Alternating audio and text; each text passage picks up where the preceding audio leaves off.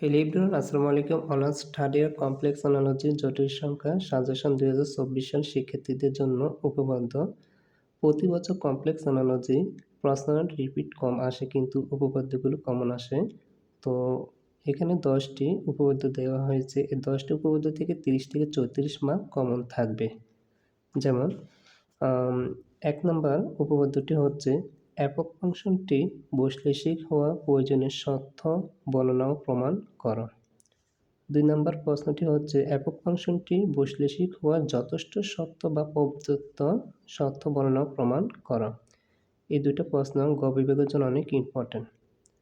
3 নম্বর প্রশ্নটি দেখাও যে ধ্রুবক মডুলাস বিশিষ্ট প্রত্যেকটি বৈশ্লেষিক ফাংশন ধ্রুবক। এটি খ বিভাগের জন্য অনেক ইম্পর্টেন্ট।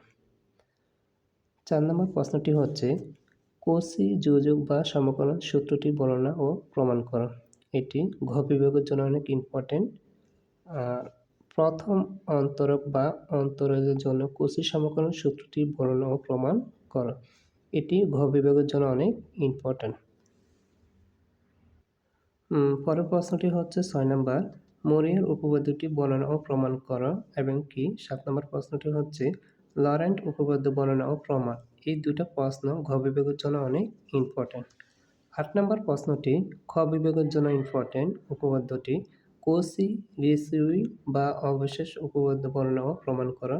9 এবং 10 এই দুটো প্রশ্ন ঘ বিভাগের জন্য অনেক ইম্পর্টেন্ট। লিউইন উপপাদ্যটি বর্ণনা ও প্রমাণ করো। আর সর্বশেষ 10 নম্বর প্রশ্নটি অধ্যায়ের 6 থেকে নেওয়া হয়েছে। এই উপপাদ্যটি অনেক ইম্পর্টেন্ট। ডাব্লিউ ইকুয়াল টু একক ফাংশনটি কনফরমেন্ট ম্যাপিং হওয়ার শর্ত বর্ণনা ও প্রমাণ করো। এই 10টি উপপাদ্য থেকে কমপক্ষে 30 থেকে 34 মার্ক কমন থাকবে। প্রতি বছর কমপ্লেক্স অ্যানালজি প্রশ্ন রিপিট কম আসে, কিন্তু উপপাদ্যগুলো কমন আসে। তো উপপাদ্য পড়াগুলো অনেক ইম্পর্টেন্ট। এই 10টি উপপাদ্য থেকে 30 থেকে 34 মার্ক কমন থাকবে।